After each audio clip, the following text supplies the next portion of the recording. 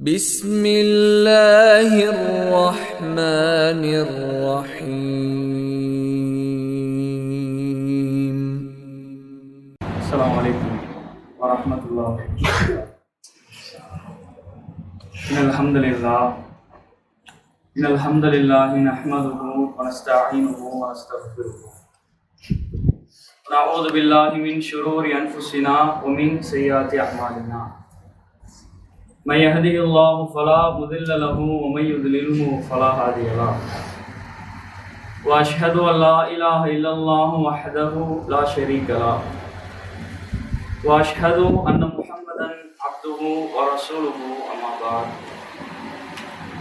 يا أيها الذين آمنوا اتقوا الله حق تقاته ولا تموتن إلا وأنتم مسلمون.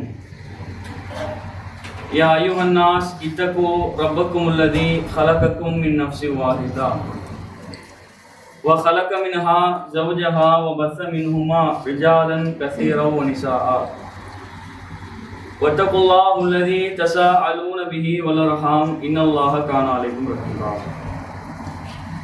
பிற மதிப்பிற்கும் மரியாதைக்கும் உரிய எல்லாம் வல்ல அல்லாஹுவின் அடியார்களே,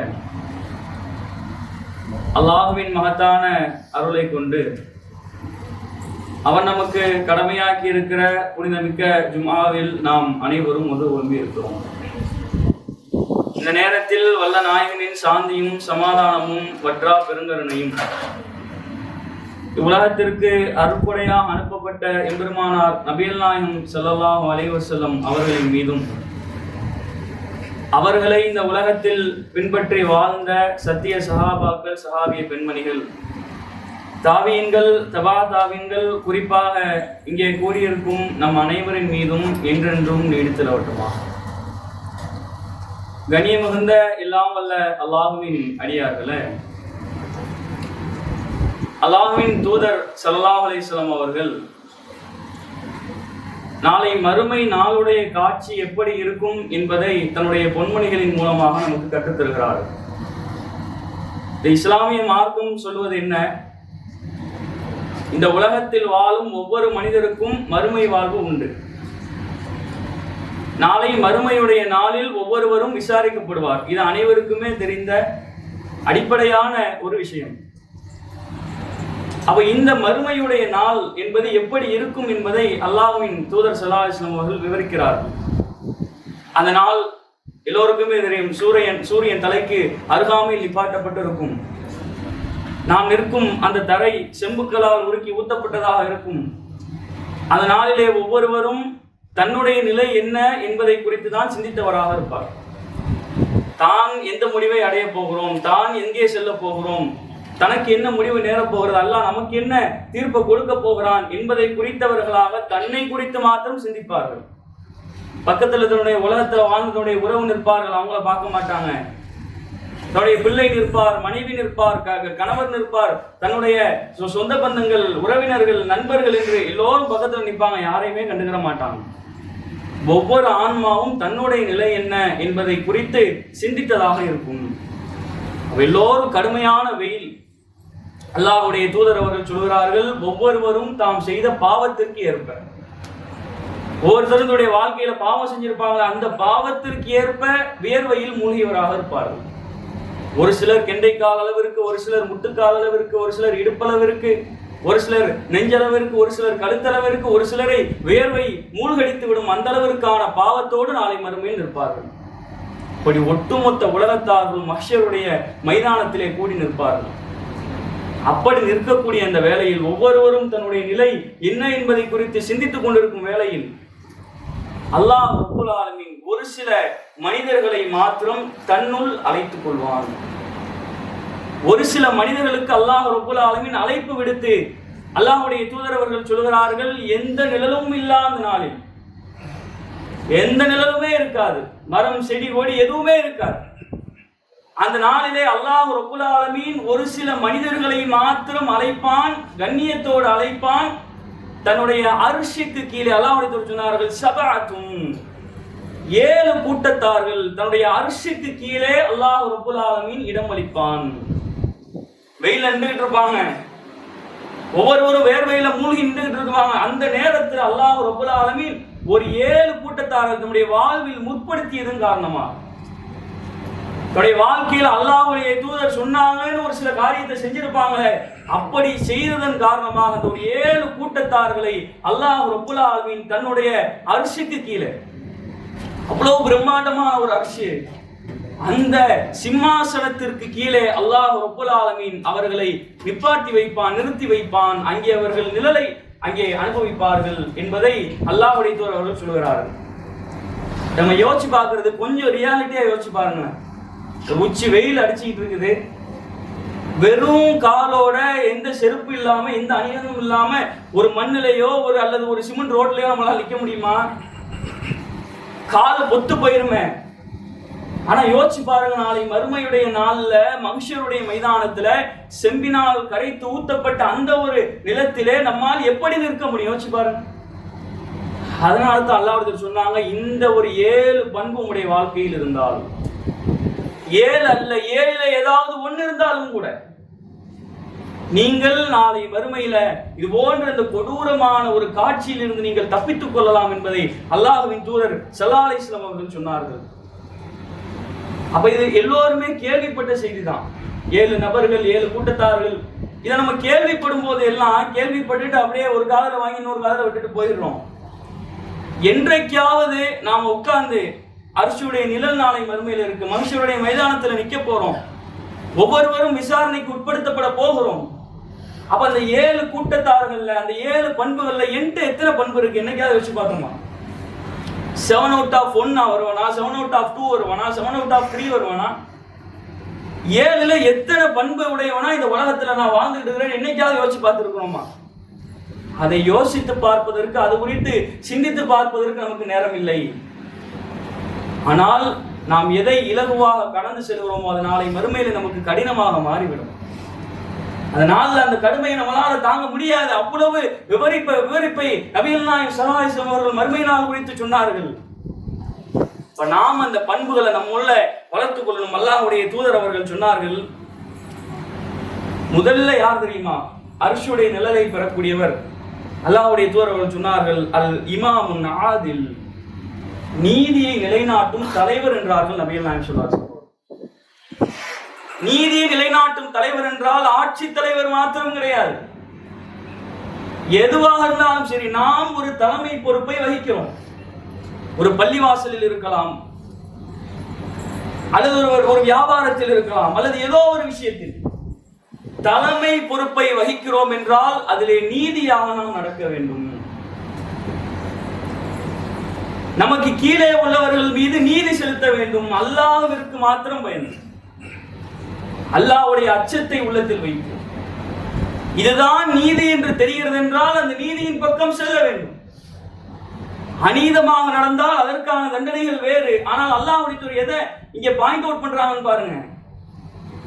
நீதியாக, அல் இமாமுன் ஆதில், நீதியாக நடக்கும் தலைவர், அது எந்த நிர்வாகமாக இருக்கலாம். அல்லாஹ் உங்களுக்கு ஒரு விஷயத்திலே ஹலாலான தலைமை பொறுப்பை தந்தால் அதிலே நாம் நீதியாக நடக்கிறோம் என்றால், அப்படி நீதியாக இறைவனை அஞ்சி நடந்ததற்காக. நீங்க அநீதம் செஞ்சுட்டு குறுக்கு வழியில போய் வேற ஏதாவது உலகத்துல லாபம் ஈட்டி இருக்கலாம், ஆனால் அப்படி செய்திருக்க மாட்டீர்கள். அல்லாஹ்விற்காக அஞ்சு. அல்லாஹ் நாளைக்கு மறுமையில் இதுல எனக்கு நஷ்டம் ஏற்பட்டாலும் பரவாயில்லை, அல்லாஹ் எனக்கு நாளை மறுமையில அர்ஷுடைய நிழலை தருவான் என்று நீங்கள் நீதி செலுத்தியிருப்பீர்கள். அந்த நீதியின் காரணமாக அல்லாஹ் ரப்புல் ஆலமீன் கோடிக்கணக்கான மக்கள் நின்று கொண்டிருக்கும் பொழுது உங்களை அழைத்து தன்னுடைய அர்ஷிக்கில் நிழலை தருவான எவ்வளவு பெரிய விஷயம். ஆனால் இன்றைக்கு தலைமை பொறுப்பு வைக்கக்கூடியவர்கள் நீதி தவறக்கூடிய காட்சியை பார்க்க முடிகிறது. நீதம் இதுதான் என்று தெரிந்திருந்தும் கூட அநீதம் செய்யக்கூடிய காட்சியை பார்க்க முடிகிறது. அப்ப இந்த பண்பை அல்லாஹ்வின் தூதர் ஸல்லல்லாஹு அலைஹி வஸல்லம் அவர்கள் இதை செய்தால் நாளை மறுமையிலே அர்ஷுடைய நிழலை நீங்கள் பெற்றுக்கொள்ளலாம் என்பதை அல்லாஹ்வுடைய தூதர் அவர்கள் சொல்கிறார்கள். அடுத்ததாக அல்லாஹ்வுடைய சொல்றாங்க, வஷாபுன் நஷா ஃபீ இபாதத்தில்லாஹ், அல்லாஹ்வுடைய வணக்க வழிபாட்டில் ஊறிய இளைஞர். இளமை பருவத்தை அல்லாஹ் தன் திருமறை குர்ஆனில் சொல்கிறான், இளமை பருவம் என்பது ஆற்றல் மிக்க கூவத்தன் ஆற்றல் மிக்க பருவம், பலம் வாய்ந்த ஒரு பருவம். அந்த இளமை பருவத்தை உலகத்தில் வணக்க வழிபாட்டில் ஊறி கழிக்கிறாரே ஒரு இளைஞர். இன்னைக்கு இளைஞர்களுடைய நிலைமை நம்மளால பார்க்க முடியும். நம்முடைய ஊர்களை எடுத்துக்கொள்ளுங்க, ஒவ்வொரு ஆளும் ஒவ்வொரு ஊர் இருப்பீங்க. நம்முடைய ஊர்களை எடுத்துக்கொள்ளுங்க, இளைஞர்களின் நிலைமை என்னவாக இருக்கிறது? இளைஞர்கள் எப்படி நம்முடைய ஊர்களில் வாழ்ந்து கொண்டிருக்கிறார்கள்? வீணான காரியங்கள், மது, போதை, கஞ்சா, தவறான பழக்க வழக்கங்கள், இப்படி ஏராளமாக இன்றைக்கு உள்ள இஸ்லாமிய இளைஞர்களை எடுத்தால் ஏராளமான பட்டியலை நம்மால் போட முடியும். அவ்வளவு தீய காரியங்களை செய்யறாங்க. இப்படிலாம் ஒருத்தரால செய்ய முடியுமா அப்படின்னு கேள்வி கேட்கக்கூடிய அளவிற்கான காரியத்தை எல்லாம் செய்கிறார்கள். அப்படி அல்லாமல் தம்முடைய ஆற்றல் மிக்க பருவத்தை இந்த மார்க்கத்திற்காக வணக்க வழிபாட்டில் தன்னுடைய ஆற்றலை, தன்னுடைய செயலை, தன்னுடைய சிந்தனையை இந்த வணக்க வழிபாட்டில் இந்த மார்க்கத்திற்காக அர்ப்பணிப்பாரே ஒருவர், இளமை பருவத்தை அப்படியே அர்ப்பணிச்சிருவாரு, அவருக்கு நாளை மறுமையிலே அர்ஷுடைய நிழல் இருக்கிறது என்பதை நபிகள் நாயகம் ஸல்லல்லாஹு அலைஹி வஸல்லம் அவர்கள் சொல்கிறார்கள். இங்கே பெற்றவர்கள் பலர் இருப்பீர்கள், தம்முடைய பிள்ளைகள் இளமை பருவத்தை சந்திக்க இருப்பார்கள். இன்னும் ஒரு சில பேர் இளமை பருவத்தை சந்தித்த இளைஞர்களாக ஒரு சிலருடைய பெற்றோர்கள் இங்கே இருப்பீர்கள். யோசித்து பாருங்கள், நம்முடைய பிள்ளையை நாம் எதற்கு ஆர்வப்படுத்துகிறோம்? உலகத்திற்காகவா? உலக கல்விக்காகவா? உலகத்தில் சம்பாதிப்பதற்காகவா? எதை நம்ம முதன்மைப்படுத்தணும்? நம்முடைய பிள்ளைகள் இடத்துல சின்ன வயசுல இருந்து உலகத்தை காட்டி உலகம் உலகம் என்று உலகத்தை காட்டி வளர்க்கிறோம்.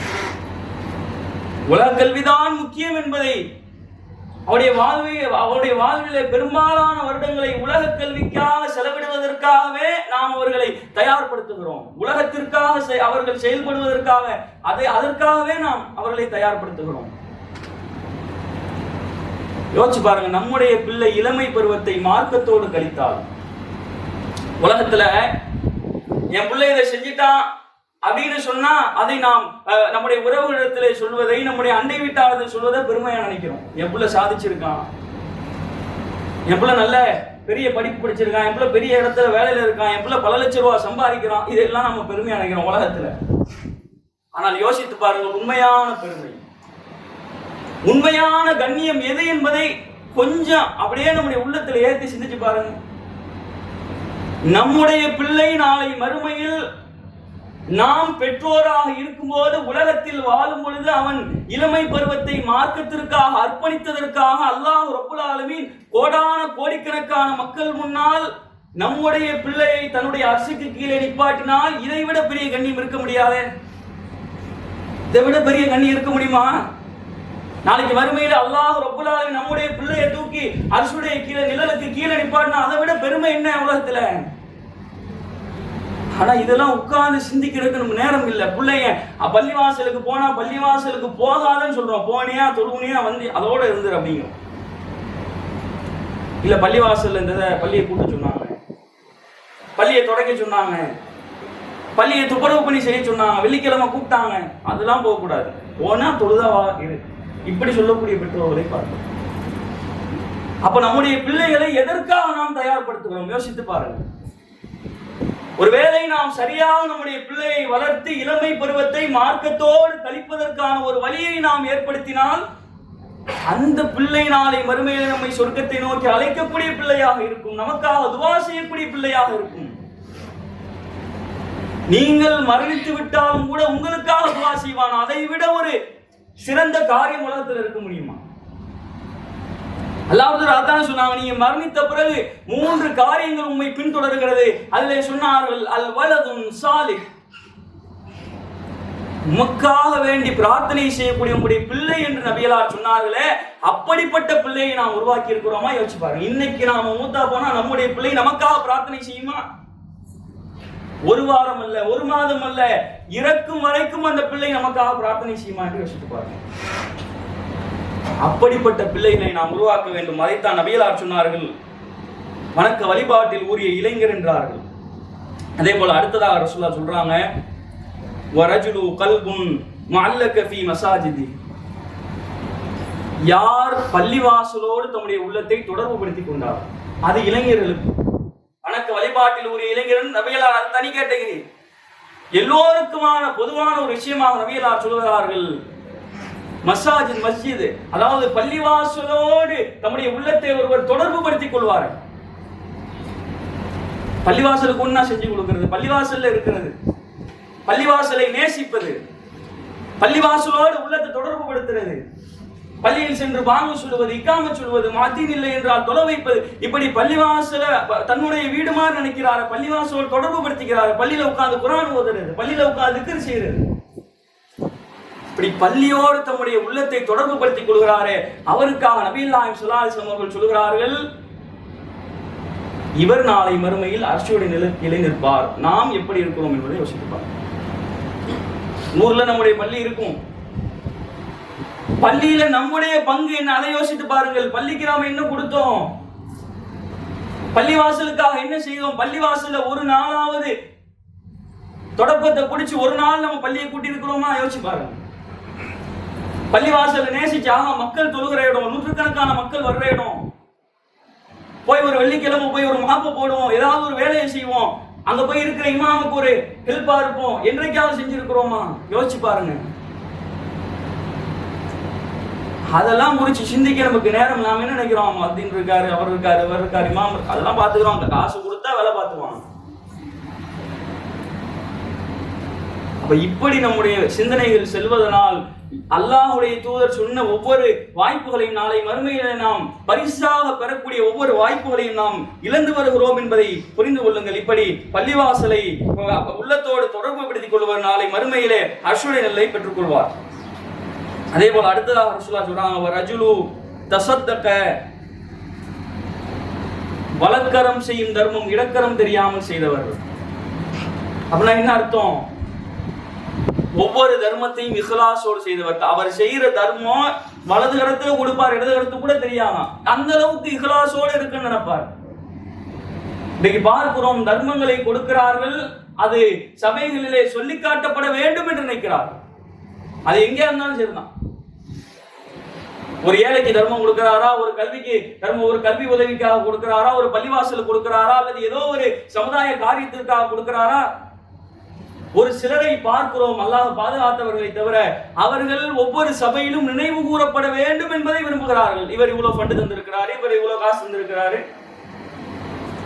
இவரை மாதிரி கொடைவல்லல் உண்டா, இவரை மாதிரி தான தர்மம் செய்பவர் உண்டா. ஒரு சிலர் தன்னை ஒரு சில சபைகளில் புகழ்ந்து பேசினால் அதை வைத்து தர்மம் கொடுக்கக்கூடியவர்களா இருக்கிறான்.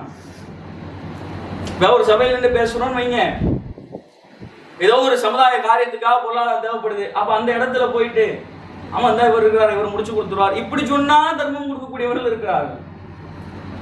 அல்லாஹ் பாதுகாக்க வேண்டும். அல்லாஹ்வுடைய தூதர் சொன்னார்கள், வலக்கரம் செய்யும் தர்மம் இடக்கரம் கூட தெரியாது. அந்த அளவுக்கு தர்மத்தை அல்லாஹ்விற்காக மாத்திரமே கொடுத்திருப்பார். நான் இன்னைக்கு கொடுக்கிறேன்னா அல்லாஹ் அதை எனக்கு நாளை மறுமையில் பன்மடங்காக தருவான். அது 10 ரூபாயோ 20 ரூபாயோ 30 ரூபாயோ 50 ரூபாயோ 50,000மோ எவ்வளவாக இருந்தாலும் நான் இஹ்லாஸோடு கொடுக்கிறேன். அந்த இஹ்லாஸ் நாளை மறுமையில் எனக்கு பன்மடங்காக குவித்து கொடுக்கப்படும் என்பதை இந்த உலகத்திலே உணர்ந்தவர் அப்படி தர்மத்தை கொடுத்திருப்பார். அல்லாஹ்விற்காக மாத்திரமே கொடுத்திருப்பார். சொர்க்கத்தை இலக்காக மாத்திரமே வைத்து கொடுத்திருப்பார். அந்த மனிதருக்காக நாளை மறுமையிலே அர்ஷுடைய நிழலை அல்லாஹ் ரப்புல் ஆலமீன் தருகிறான் என்றால் நாம் கொடுக்கும் ஒவ்வொரு தர்மமும் எப்படிப்பட்டதாக இருக்கிறது யோசிச்சு பாருங்க. போன வாரம் ஒரு தர்மம் செஞ்சிருப்போம், போன மாசம் ஒரு தர்மம் செஞ்சிருப்போம். எல்லா தர்மத்திலும் எப்படி நாம தர்மத்தை என்ன உள்ள வச்சு நாம செஞ்சிருக்கிறோம், எந்த எண்ணத்துல தர்மத்தை செய்தோம் என்பதை நீங்கள் யோசித்து பாருங்கள். அடுத்ததாக அல்லாஹ்வுடைய தூதர் ஸல்லல்லாஹு அலைஹி வஸல்லம் அவர்கள் சொன்னார்கள், வரஜுலு ذكرல்லாஹு ஹாலியன், தனிமையிலே இறைவனை அஞ்சி கண்ணீர் சிந்தியவர்களுக்காக அல்லாஹ் ரப்பல் ஆலமீன் அர்ஷுடைய நிலை கொடுக்கிறான். தனிமை என்ற ஒரு வாய்ப்பு வந்திருக்கும், யாருமே பார்க்கல. உலகத்தில் உள்ள தம்முடைய உறவுகள், நட்புகள், அண்டை வீட்டார்கள் யாருமே தம்மை பார்க்கவில்லை. 4 பக்கமும் செவர், தனியா ஒருத்தர் இருக்கிறார். இந்த நேரத்தில் அல்லாஹுவை அஞ்சி, அது எதுவாகவோ தம்முடைய பாவத்தை நினைத்து, தான் நாளை மறுமையில் தண்டிக்கப்படுவதை நினைத்து, அல்லது குர்ஆனை எடுத்து ஓதி அதிலே சொல்லப்படும் வசனங்கள் அதற்காக அஞ்சி, எல்லாரும் அல்லாஹ்வுக்காக அஞ்சி அந்த ஒரு விஷயத்தை நினைச்சு கண்ணீர் சிந்துறாரு தனிமையில உட்கார்ந்து. 4 செவர், யாருமே பார்க்கல, என்னனாலும் செய்யலாம். ஆனால் அந்த நேரத்திலும் கூட அல்லாஹ்வை அஞ்சிருப்பாரே, அவருக்கு நாளை மறுமையில் அல்லாஹ் ரப்பல் ஆலமீன் அர்ஷுடைய நிலையை கொடுக்கிறான். நாம இந்த விஷயத்தை பொறுப்போம். தனிமை என்ற ஒரு இடம் வந்து விட்டால் தனிமையில இருக்கிறோம். 4 சவர் யாருமே இல்லை, யாருமே பார்க்கல. இந்த மாதிரியான நேரங்கள், அது எங்கேயா இருந்தாலும் சரி, யாருமே பார்க்காத ஒரு இடம். நம்முடைய செயல்பாடுகள் எப்படி இருக்கிறது? நாம் எந்த செயலை நோக்கி போயிட்டு இருக்கிறோம்? பாவத்தை நாம் அதிகம் செய்கிறோமா தனிமையில், அல்லாஹ்வை அஞ்சுகிறோமா? அதனால்தான் ரசூலுல்லாஹ் சொன்னாங்க, நாளை மறுமையிலே மூட்டை மூட்டையாக, அதாவது அல்லாஹ் சொன்னாங்க, ஜிபாலு திஹாமத்து பி அம்சாலிஹா, திஹாமா மலை அளவிற்கான நன்மைகளை நாளை மறுமையிலே தொழுகை, நோன்பு, ஜக்காத், ஹஜ், தர்மம் எல்லாத்தையும் விட்டு நாளை மறுமையிலே திஹாமா மலை தொடரை விட பெரிய ஒரு நன்மை தொடரை கொண்டு வருவார்கள் நாளை மறுமையில். அல்லாஹ் சொல்றாங்க, அதை அல்லாஹ் ரப்பல் ஆலமீன் தூசாக தட்டி விடுவான், தூசாக்கிடுவான். வாழ்க்கை ஃபுல்லா செஞ்ச நன்மையை அல்லாஹ் ரப்பல் ஆலமீன் தூசாக மாற்றி விடுவான். சஹாபாக்கள் கேட்கிறான், யார் சொல்லாங்க? அவங்க சொல்றாங்க, ரசூலுல்லாஹ் சொல்றாங்க, உங்களோடையே அவர்கள் தொழுதிருப்பார்கள், உங்களோடையே கலந்திருப்பார்கள், உங்கள் சபைகளில் இருப்பார்கள், மேலும் அவர்கள் இரவு தொழுகை தஹஜ்ஜத்தை அவர்கள் தொழுவார்கள். ஆனால் தனிமை என்ற ஒரு இடம் வந்துவிட்டால் அங்கே அவர்கள் தவறிழைக்கக்கூடியவர்களாக மாறிவிடுவார்கள் என்பதை அல்லாஹ்வின் தூதர் ஸல்லல்லாஹு அலைஹி வஸல்லம் சொல்கிறார். அப்ப யோசிச்சு பாருங்க, பாவத்தை செய்து விட்டால் அல்லாஹ் நாளைக்கு மறுமையில தூசா தட்டிடுவான். இதே நாம் அந்த இடத்திலே கண்ணீர் சிந்தி அழுதால், அல்லாஹ்வுடைய குர்ஆனுடைய அந்த தமிழாக்கத்தை எடுத்து பார்த்து அல்லாஹ் இப்படி எல்லாம் பேசுறான். தனிமையில உட்கார்ந்து குர்ஆனை படிச்சு பாருங்க, குர்ஆன் என்ன பேசுது. நம்ம எத்தனை பேருக்கு நாம குர்ஆனை அப்படியே தமிழ்ல உட்கார்ந்து படிச்சு குர்ஆன் என்ன பேசுது, அல்லாஹ் என்ன சொல்ல வர்றான், எத்தனை பேர் படிச்சிருக்கிறோம்? காலைல ஃபஜருக்கு ஊர்ல குர்ஆனை வாச்சு அதை கேட்கறது அவ்வளவுதான். நாம தனியா எடுத்து உட்கார்ந்து படிக்கிறது இல்லை. அப்படி எடுத்து படித்து அல்லாஹ்வை அஞ்சி பாருங்கள். அதனுடைய அந்த ஒரு தரமும் அதனுடைய அந்த நன்மையும் வேற ஒரு மாதிரியாக நாளை மறுமையில் அல்லாஹ் ரப்பல் ஆலமீன் நமக்கு தருவான் என்பதை நாம் உணர்ந்து கொள்ள வேண்டும். அப்ப தனிமையிலே அல்லாஹ்வை அதிகம் அஞ்ச வேண்டும் என்பதை நாம் புரிந்து கொள்ள வேண்டும். மேலும் செய்திகளை 2வது உரையில் காண்போம் என்று கூறி என்னுடைய முதல் உரை நிறைவு செய்வோம். கண்ணியம் மிகுந்த எல்லாம் உள்ள அல்லாஹ்வின் அடியார்களே, அல்லாஹ்வுடைய தூதர் ஒவ்வொரு செய்தியாக இப்படி தனிமையில யார் கண்ணீர் சிந்தி அல்லாஹ்விற்காக அழுகிறாரோ, அல்லாஹ்வை அஞ்சி அழுகிறாரோ, அவருக்கு அர்ஷுடைய நிழல் இருக்கிறது என்பதை சொல்லிவிட்டார்கள். இதுல நாம எப்படி இருக்கிறோம் என்பதை யோசிச்சு பாருங்க. அதே போல அல்லாஹ்வுடைய தூதர்கள் சொல்கிறார்கள், வரஜுலானி தஹப்பா ஃபில்லாஹ், யார் அல்லாஹ்விற்காக சேர்ந்து அல்லாஹ்விற்காக பிரிகிறார்களோ. இந்த உலகத்துல நாம ஒரு சில பேரோடு நமக்கு மனஸ்தாபம் இருக்கலாம், நமக்கு பிடிக்காத செஞ்சு நாம பிரிஞ்சிருக்கலாம். அது எந்த உறவா வேணாலும் இருக்கலாம். நம்முடைய நண்பர்கள், உறவுக்காரர், இரத்த உறவு, அல்லது நமக்கு வேற ஒரு இடத்துல எங்கேயாவது பார்த்து பழகி இருப்பான், அந்த ஒரு எந்த உறவாக வேணுமானாலும் இருக்கலாம். அப்படிப்பட்ட அந்த உறவுகளோடு ஒரு சில மனக்கசப்புகள், ஒரு சில மன சங்கடங்கள், அவங்களோட பேசாத நிலை, மூஞ்ச திருப்பிக்கிட்டு போற நிலை, இதுவெல்லாம் இருக்கும். அப்ப அல்லாஹ்வுடைய தூதர்கள் சொல்கிறார்கள், யார் அல்லாஹ்விற்காக சேர்ந்து அல்லாஹ்விற்காக பிரிகிறார்கள். அவர் எனக்கு பிடிக்காத செஞ்சிட்டாருதான், எனக்கு பிடிக்காத காரியம் எனக்கு அன்னைக்கு நான் சொன்னேன், அவர் திரும்ப வேணும்னு செஞ்சாரு, அது ஓகே தான்.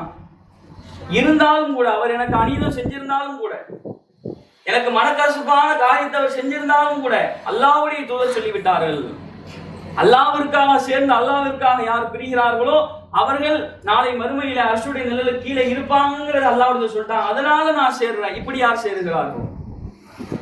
அல்லது ஒரு சில விஷயங்கள் இவரோடு இருந்தால் நான் அல்லாஹ்வை விட்டும் அல்லாஹ்வின் தூதருடைய வார்த்தைகளை விட்டும் நான் விலகி சென்று விடுவேன் என்பதற்காக நாம் பிரிந்து கொள்ளலாம். அப்படிப்பட்ட உறவுகள், இப்படி நாம் அல்லாஹ்விற்காக சேர்ந்து அல்லாஹ்விற்காக பிரிகிறோமே, இப்படிப்பட்டவர்களுக்கு நாளை மறுமையிலே அல்லாஹ் ரப்பல் ஆலமீன் அர்ஷுடைய நிழலை வைத்திருக்கிறான் என்பதை அல்லாஹ்வின் தூதர் ஸல்லல்லாஹு அலைஹி வஸல்லம் சொல்கிறார்கள். கடைசியா அல்லாஹ்வுடைய தூதர் சொன்னார்கள், அழகும் அந்தஸ்தும் உள்ள ஒரு பெண், அழகு இருக்கு, அந்தஸ்து இருக்கு, கோடிக்கணக்கான சொத்து இருக்குது, அழகு எல்லாமே இருக்குது, அவள் விபச்சாரத்திற்கு ஒருவரை அழைக்கிறார். ஆனால் இந்த இடத்தில் அல்லாஹ்வை நினைவு கூர்ந்து யூசுப் அலைஹிஸ்ஸலாம் எப்படி அல்லாஹ்விற்கு அஞ்சி அந்த ஒரு சம்பவத்தை தவிர்த்து கொண்டார்களோ, எப்படி விரண்டு ஓடி வந்தாங்களோ, அந்த மாதிரி யார் இறைவனை அஞ்சி அழகும் அந்தஸ்தும் உள்ள ஒரு பெண் தன்னை அழைத்தும் கூட அங்கே தவறான காரியத்திற்கு செல்லாமல் அல்லாஹ் அஞ்சி அல்லாஹ் முற்படுத்தி நின்றாரே, அவருக்கு அர்ஷுடைய நிழல் என்பதை அல்லாஹ்வின் தூதர் ஸல்லல்லாஹு அலைஹி வஸல்லம் சொன்னார்கள். இந்த 7 விஷயங்கள் யோசிச்சு பாருங்க, இதுல எத்தனையில நாம தகுதியோட இருக்கோம். இளைஞர்களாக இருந்தால் இளமை பருவத்தை எப்படி கழிக்கிறோம் என்பதை யோசித்து பாருங்கள். தனிமை என்ற வாய்ப்பு எல்லோருக்குமே கிட்டும் உலகத்தில். அப்படி தனிமை என்ற ஒரு விஷயம் அந்த இடத்தில் இருக்கும்போது நாம் எப்படி இருக்கிறோம் என்பதை யோசிச்சு பாருங்க. இந்த 7ல எத்தனை அவுட் ஆஃப் எத்தனை நான் வருவேன்? நாளைக்கு மறுமையில் அர்ஷுடைய நிழலுக்கான உத்தரவாதம் எனக்கு இருக்குதா? இன்னைக்கு நான் இதுல நான் பெர்ஃபெக்ட், நாளைக்கு மறுமையில் அர்ஷுடைய நிழல் எனக்கு இருக்கு அப்படின்னு எத்தனை பேர் சொல்ல முடியும்? அப்ப இந்த காரியங்களில் நம்முடைய உள்ளத்தை வலுப்படுத்தினால் நல்ல ஈமான்தாரிகளாக உலகத்தில் வாழலாம். இந்த காரியங்களை நம்முடைய வாழ்க்கையில கொண்டு வந்துட்டாலே நிறைய நபிகளார் சொன்ன பண்புகள், நல்ல விஷயங்கள் நம்முடைய ஆன்மாக்குள்ள வந்துடும், நம்முடைய உள்ளத்துக்குள்ள வந்துடும். அப்ப அதை செய்யக்கூடியவர்களாக நாம் இந்த உலகத்துல அர்ஷுடைய நிழலுக்காக உழைக்கக்கூடியவர்களாக, அர்ஷுடைய நிழலுக்காக பாடுபடக்கூடியவர்களாக, நாளை மறுமையில் கோடிக்கணக்கான மக்கள் முன்னால் பரிசு வழங்கப்படக்கூடியவர்களாக நாம் உலகத்தில் வாழ வேண்டும். அப்படிப்பட்ட மக்களாக அல்லாஹ் ரப்புல் ஆலமீன் உங்களையும் என்னையும் ஆக்கி வைப்பானாக என்று கூறி என்னுடைய இந்த உரையை நிறைவு செய்கிறேன். வாஹ்ரு தாவானா அல்ஹம்துலில்லாஹி ரப்பில் ஆலமீன். அஸ்ஸலாமு அலைக்கும்.